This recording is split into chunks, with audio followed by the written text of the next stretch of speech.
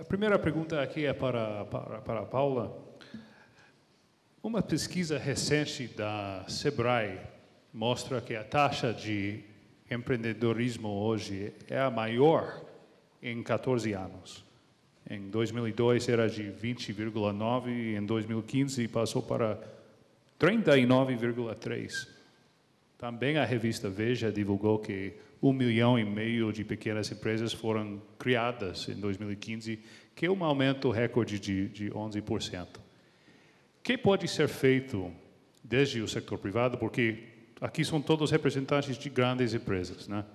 Mas a recuperação econômica vai passar necessariamente também pela competitividade das pequenas e médias empresas. O que pode ser feito desde o setor privado e público para melhorar a competitividade dessas empresas? Bom, é uma excelente pergunta. Como eu mencionei, nós estamos bastante... O modelo de negócios hoje da Microsoft atende muito a necessidade da pequena empresa do ponto de vista de tecnologia. Então, vamos falar um pouco de quem é esse pequeno empresário que está surgindo agora. O Brasil se mede a taxa de empreendedorismo por necessidade ou por vocação. Não é verdade? Há alguns anos atrás, a gente estava acelerando no Brasil a taxa de empreendedorismo por vocação, ou seja, empreendedores que estavam observando oportunidades de negócio e se preparando para enfrentar e para buscar essas oportunidades de negócio. O que passou a acontecer desde o ano de 2015 é que o empreendedorismo por necessidade aumentou. Obviamente, muito para e passo com a questão do desemprego aumentando. O que nós acreditamos do ponto de vista de uma empresa de tecnologia que pode ser feito é que é uma questão de acesso, não é? As pequenas empresas e os empreendedores têm desafios de acesso. Acesso à preparação, acesso do ponto de vista de capacitação para empreender, acesso a capital de crédito para realmente promover os seus negócios e a questão de acesso à tecnologia. Eu vou me ater aqui à tecnologia. Hoje, é possível que as pequenas empresas tenham acesso ao mesmo patamar de tecnologia, ao mesmo nível de serviço de tecnologia do que nós, grandes empresas. Então, se você pensar no que a nuvem traz uma plataforma absolutamente democrática, escalável e de baixo custo para que pequenas empresas de base tecnológica ou não consigam desenvolver os seus negócios com baixíssimo custo e que tenham, novamente, o meu ponto, o mercado mundial como foco e não só o mercado brasileiro. Então, a nossa aposta é a questão de acesso. Por exemplo, nós desenvolvemos uma parceria com o Sebrae agora. E nós estamos testando isso agora. Nós capacitamos cerca de entre 300 e 400 consultores do Sebrae São Paulo agora, para ajudá-los a promover capacitação junto ao pequeno empresário, para que esse pequeno empresário saiba e esteja preparado do ponto de vista de negócio, do ponto de vista de todas as necessidades para ter sucesso empreendendo, e nós esperamos diariamente estar capacitando, através desses 300, 400 consultores, cerca de 100 empreendedores por dia. Por dia. Eu mesma estive na Feira do Empreendedor e vocês não acreditam, mas tinha mais de 400 pessoas querendo ouvir, 400 empreendedores de todos os níveis e áreas de atuação, querendo entender como usar a tecnologia para realmente escalar os seus negócios. Então, só para fechar, o que eu acredito, eu acho que isso é também uma pauta do setor público, né? Acho que você mencionou a questão, Flávio, da complexidade que é atuar no Brasil. Existe a necessidade, obviamente, de serem trabalhadas regulações para promover o empreendedorismo no Brasil, mas eu acredito que, se nós nos juntarmos, grandes empresas, setor financeiro, setor de tecnologia, setor de infraestrutura, eu acho que existe uma grande oportunidade de impacto econômico e social no Brasil através de pequenas empresas. Obrigado. A próxima pergunta é para o Julian. E, aliás, Julian, o seu português, depois de 4 semanas no Brasil, é bem melhor do que o meu depois de 4 anos. Então, eu falo rápido, a gente não se dá conta quão ruim falo, esse é o tema. A partir de junho de 2013, manifestações populares varreram este país. Desde então, temos verificado uma maior exigência da sociedade por melhores serviços. Como você vê essa questão da luz de um serviço tão essencial como a energia elétrica e que pode ser feito para melhorar esse serviço ante esse reclamo da sociedade? Indudablemente, ese es uno de nuestros retos más importantes. Nuestros clientes están esperando una qualidad de servicio ainda muito maior que o que oferecíamos historicamente. Nós estamos trabalhando hoje em dia um processo de melhora operativa de nossas empresas distribuidoras, com inversões muito importantes. Nós hemos contratado, en el caso de Electropaulo, como 700 personas novas, y en el caso de Sul, la empresa en Río Grande do Sul, como unas 200 personas, 300 personas, ¿no? Solamente dedicados a mejora de calidad de servicio, porque reconocemos que la calidad de servicio es una necesidad fundamental. Eu acho que é o tema central que hay que conversar. El tema regulatorio, tenemos que tener claro, los consumidores, el regulador y el gobierno, que el regulador y el gobierno son entes distintos, ¿no? Es importante recalcar la necesidad de entender que la calidad de servicio y el costo, en nuestro caso, costo de energía, tienen una relación. Sin embargo, hoy día, nós temos, é uma de nossas prioridades, a qualidade de serviço de nossas empresas. Nós estamos, queremos melhorá-lo ainda mais. E eu creo que nosso objetivo é ir mais allá do que nossos consumidores estão esperando. Obrigado. E um tema de competitividade, claramente, não? Você, não somente o preço da energia, mas a qualidade da provisão de eletricidade é um tema de competitividade do país, não? Que é fundamental atender para assegurar a competitividade do Brasil interna e externamente. Obrigado. Temos uns 15 minutos a mais ou menos. Tem várias perguntas muito boas da plateia, então eu quero aproveitá-las. A primeira é para o Flávio. Considerando a questão da produtividade, essa palavra nunca vai ser mais fácil de pronunciar, tá? Como você vê o crescimento rápido do e-commerce e lojas físicas? Qual o futuro de tendências no mercado eletrônico? Nossa, você inaugurou a minha pergunta com uma bem quente, né? Primeiro, só deixando claro, eu sou responsável no Brasil pela operação física. No Walmart, a gente tem a divisão da física e o e-commerce por questão de foco. Essa é uma questão muito polêmica, e o futuro, muita gente fala, vai para um lado, vai para o outro. Eu sempre penso que o futuro vai estar no meio. A tecnologia tem causado descontinuidades, vai continuar causando. A maneira com que minhas filhas farão compras serão diferentes do que eu faço, mas eu acho que sempre vai existir uma loja física. Sempre vai existir um lugar que a gente vai ter que distribuir os produtos. Eu acho que aí está a fortaleza de algo como o Walmart. Então, para mim, o Walmart tem investido muito na questão do e-commerce mundialmente. E eu acho que a solução vai estar unir as duas forças. Não é uma não é ou, é e. As duas coisas juntas. A gente tem que continuar ganhando produtividade nas nossas lojas, surpreendendo os nossos clientes. No meu caso, no caso do Walmart, viver a missão que nós vendemos por menos para as pessoas viverem melhor, e o futuro vai estar no meio dessas duas coisas. Em algum lugar no mundo vai ter alguém buscando um produto ou recebendo um produto vindo de alguma parte física, de uma das nossas lojas ou dos nossos centros de distribuição. Então é isso que eu acredito, Brian. Okay. Obrigado. Próxima pergunta.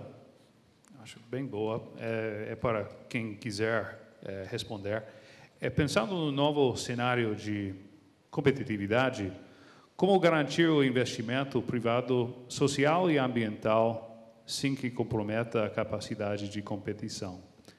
Como não deixar de lado questões sociais e ambientais fundamentais para um crescimento sustentável? O tema me toca diretamente, não? Eu creo o seguinte: os costos ambientais cada dia são mais evidentes, não? É muito difícil hoje você poder construir uma planta que gera eletricidade com carvão. Impossível. Não consegue banco que o finance, não não consegue. Os clientes não querem a energia. So, está claro o custo e suas ações, nossas ações em los mercados se ven afetadas. So, eu creo que hoje em dia o mercado está lançando mensagem claro às empresas como nós, a necessidade de ter o custo ambiental como tema central de nosso análise econômico. E você hoje em dia não pode hacer ningún plan operativo en materia de electricidad, al menos, sin tomar en cuenta el efecto que va a tener sobre emisiones de gas, sobre emisiones de sonido, vibración, sobre eso. Yo hallo que no hay una divergencia, no es O, es E. Você tem que traer. E hoje em dia, como falei, a energia renovável é o futuro. Não é futuro, é presente. Não há outra opção, não há outra. A eletricidade de hoje e a eletricidade de amanhã são as energias renováveis, com muitos retos, muitos retos. Não está claro como vamos a atender o tema de la disponibilidade, a confiabilidade das energias renováveis, que não são confiáveis. Você não sabe se vai haver vento ou não. Nós temos a solução de baterias, mas há muitas empresas trabalhando outras opções. Nós queremos que tenhamos a opção correta e outros querem que tenha a correta. Alguém vai resolver o tema e essa pessoa vai ajudar a que o processo, que as energias renováveis vão ser o futuro do sistema.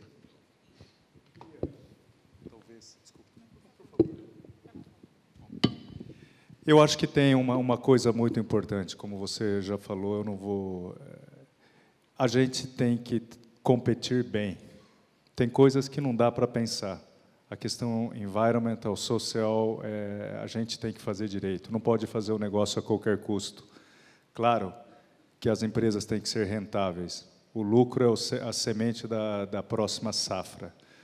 Mas quando eu penso, por exemplo, no meu dia a dia, acordando todos os dias de manhã, Brian, quando eu penso que o Walmart tem 70 mil pessoas e cada pessoa que trabalha no Walmart 1,5 dependente por pessoa, então eu penso que eu trabalho para 170 mil pessoas. E a responsabilidade de ter maior disciplina nos investimentos e, sobretudo, na alocação de recursos e no sucesso da empresa, vai depender de 170 mil pessoas. Então, isso me dá uma energia muito interessante. Então, eu sempre falo, eu trabalho para 170 mil pessoas e não 170 mil pessoas trabalham para mim. Eu acho que o papel social começa a gente tentar ser responsável, atravessar a crise. Toda crise traz oportunidade, como um dos palestrantes anterior disse, a crise veio no futuro a gente vai sair dela. Se a gente investir nas coisas que são básicas, alocar o recurso no que é importante, a gente vai sair mais forte.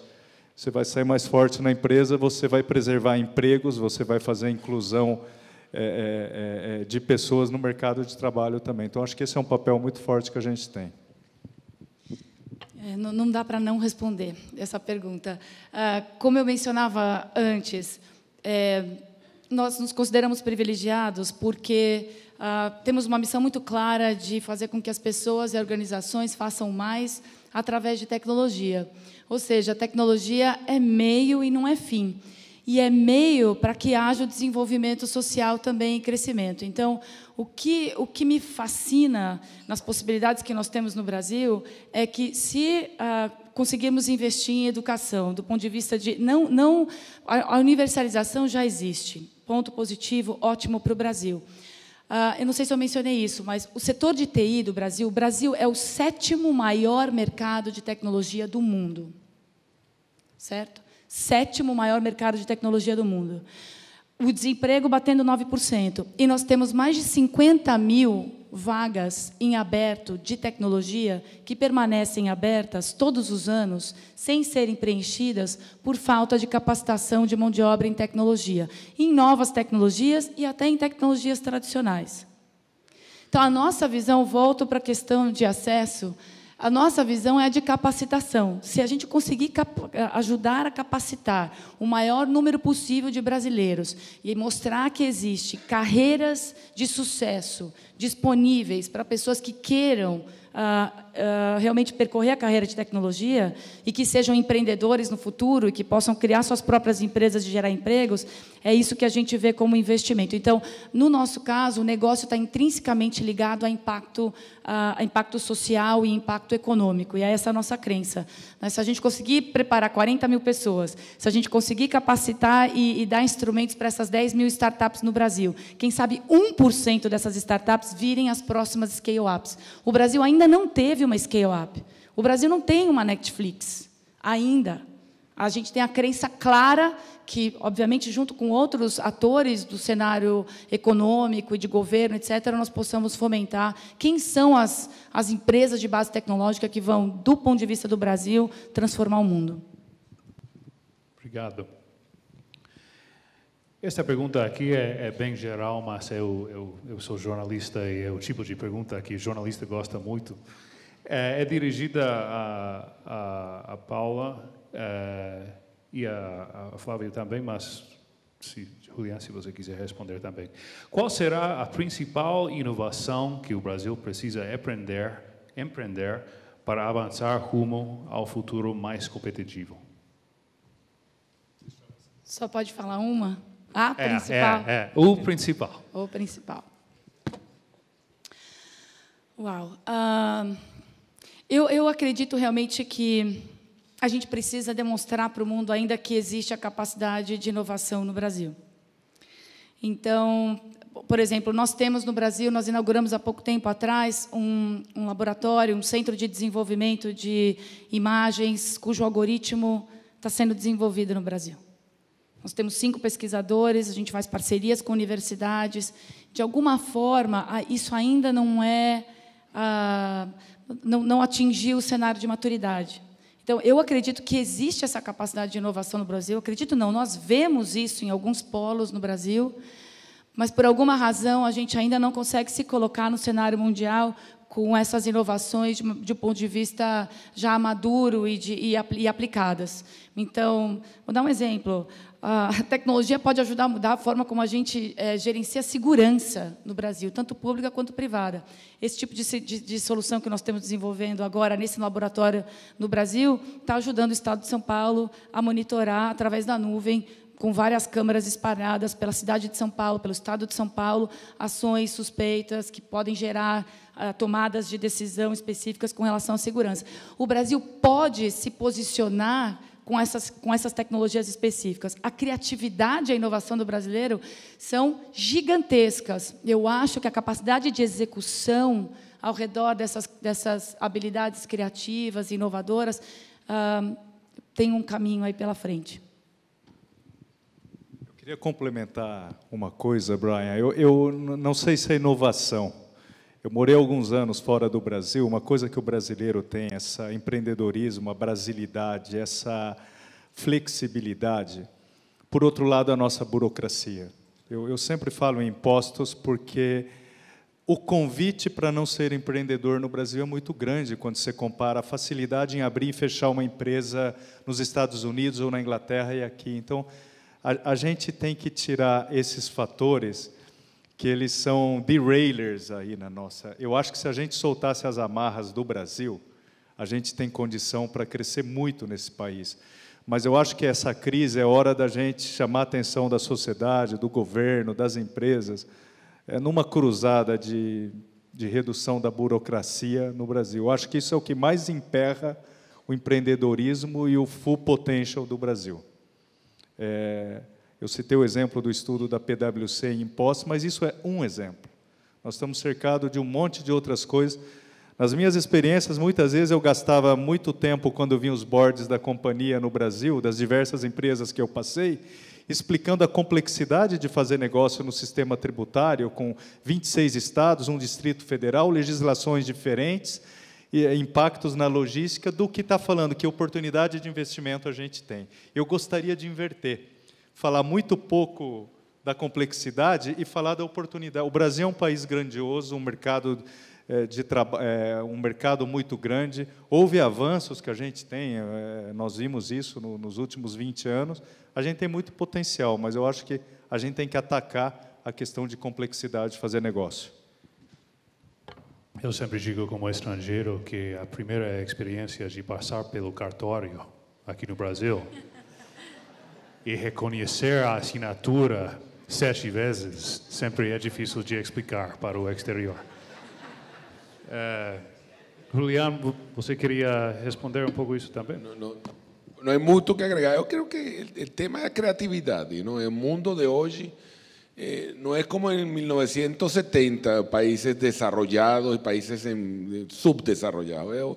Hoy hay a posibilidad de acelerar los procesos mucho más, porque los procesos de adaptación tecnológica no están sujetos a los mismos temas de hace 20 o 30 años.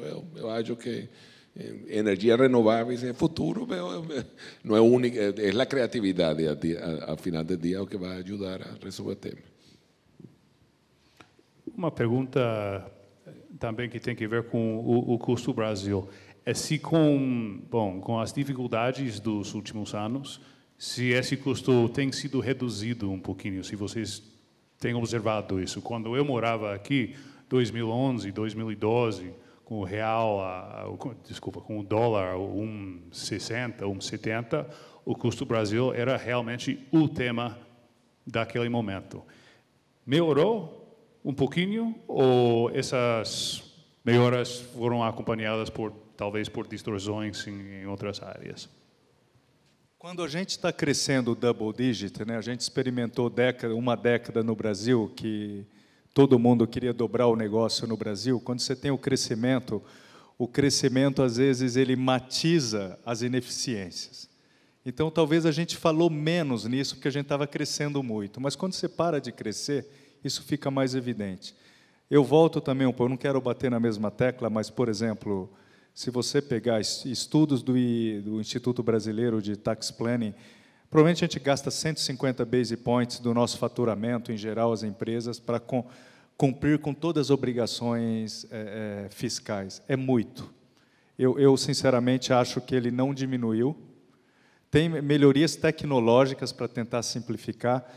Acho também que essa situação do Brasil, que a gente está vivendo de crise, tem discussões que eu não vou entrar em detalhe, mas, por exemplo, ICMS da cesta básica, que causa uma insegurança para quem está operando no país, que não mostra uma simplificação. Eu acho que essa agenda a gente tem que ser brutal nela nos próximos 10 anos. Eu acho que melhorou em alguns casos e não melhorou em outros casos. Se você olhar o bottom line, outros custos foram adicionados. Então, o que eu vejo, e eu vou contar um pouco para vocês o que eu vejo nas conversas com os nossos clientes. Por exemplo, o Walmart, por exemplo, a S, temos clientes, eu aqui estou como fornecedora também. O que eu mais ouço das empresas é como fazer mais com menos, como fazer mais com menos. Existe uma base de custo que continua escalando, não na proporção do crescimento, como o Flávio acaba de comentar. Então, eu acho que a equação ainda não fechou. Se o custo reduziu de um lado por causa da questão cambial, outros custos atrelados a operar no Brasil aumentaram. A maior preocupação que eu vejo no mercado hoje é mudar o modelo de operação para operações que tragam mais flexibilidade, mais agilidade para mudar os modelos de investimento. Então, quando você olha a tecnologia, como a gente investia em tecnologia anos atrás, como investimos em tecnologia hoje, as empresas não estão dispostas a modelos engessados de investimento, justamente porque elas estão revisando o modelo de OPEX e modelo de CAPEX. Não é? Então, você precisa de flexibilidade, modelos que sejam capazes de escalar rapidamente com baixas estruturas de custo.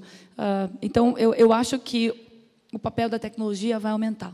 Vai aumentar. E quando você pensa, acho que foi Jorge que comentou sobre a inteligência artificial, e, novamente, a questão de produtividade. Quando você pensa no tempo que as empresas e as pessoas gastam em buscar informações e produzir conteúdo, isso pode ser absurdamente encurtado através de tecnologias como inteligência artificial, por exemplo, que são inovações que a gente busca nesse momento. Então, eu acredito que o custo não se resolveu ainda, e me desculpe bater na mesma tecla, mas eu acredito que tecnologia é uma das respostas.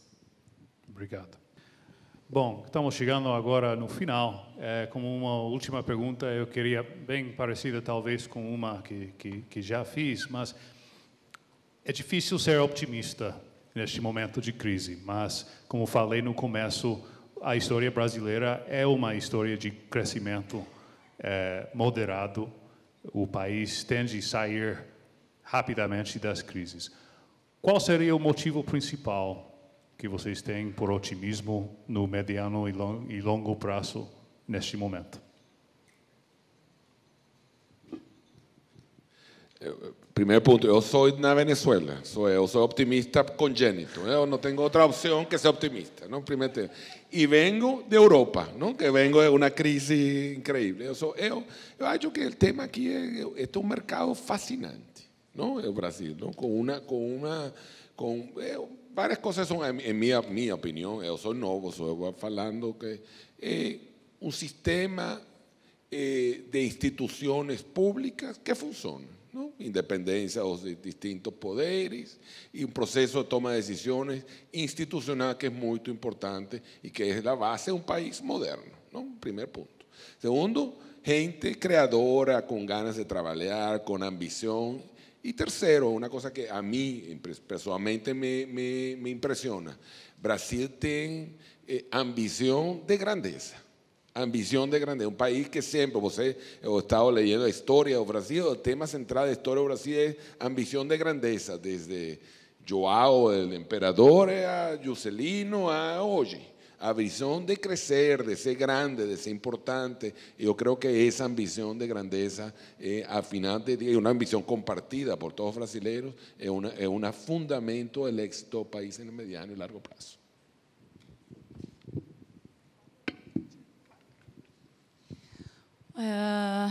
Eu queria dividir duas palavras que traduzem essa questão do otimismo. A primeira é que o que a gente está passando hoje é uma grande oportunidade de transformação.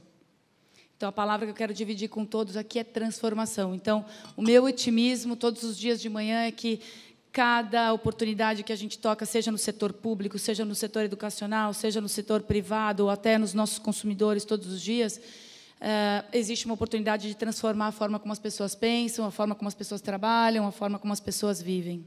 Então, transformação é um motivador incrível para mim de otimismo e tudo que ainda há de ser feito, para ser feito no Brasil. Essa é a primeira palavra. A segunda palavra é empoderamento, não é? Porque o brasileiro tem uma história também de sempre ter uma terceira pessoa. E eu acho que a palavra empoderamento muda isso e proporciona a transformação. Então, uma das razões de otimismo que eu tenho hoje é que eu acabei de fazer, Brian, um roadshow com startups no Brasil inteiro. Eu falei com aproximadamente 150 startups nos diferentes polos de empreendedorismo no Brasil, né, de todas as capitais, São Paulo, Rio de Janeiro, Belo Horizonte, Recife, vamos para o Sul agora. Existe um movimento de empoderamento que eu não tenho registro anterior. Então, pessoas pensando diferente. O Brasil ganha todos os anos, numa Copa Mundial de competição, de computação, o Brasil ganha todos os anos alguma posição finalista.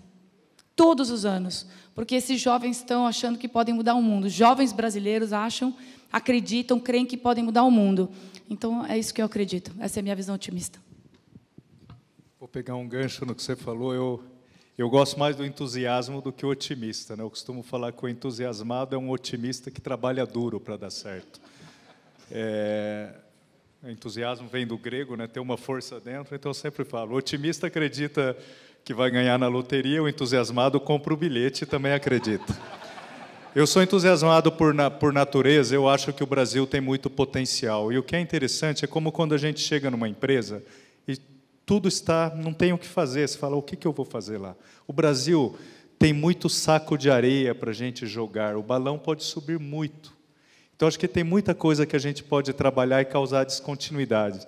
Na sociedade, nas normas, na tecnologia. Eu vou contar rápido uma coisa. Há muitos anos atrás, Brian, eu estudei ciência da computação numa renovada instituição aqui no Brasil, uma das melhores universidades aqui de computação no Brasil.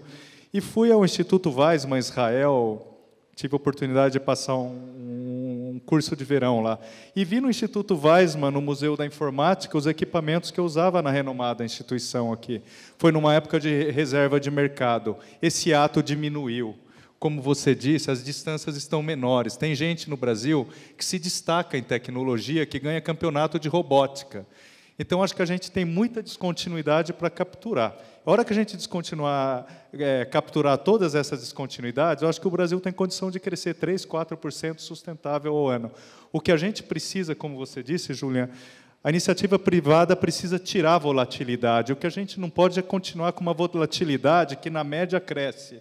Na média, a energia... Não, a gente precisa de um pouco de estabilidade para conseguir planejar o futuro. Obrigado. Ok.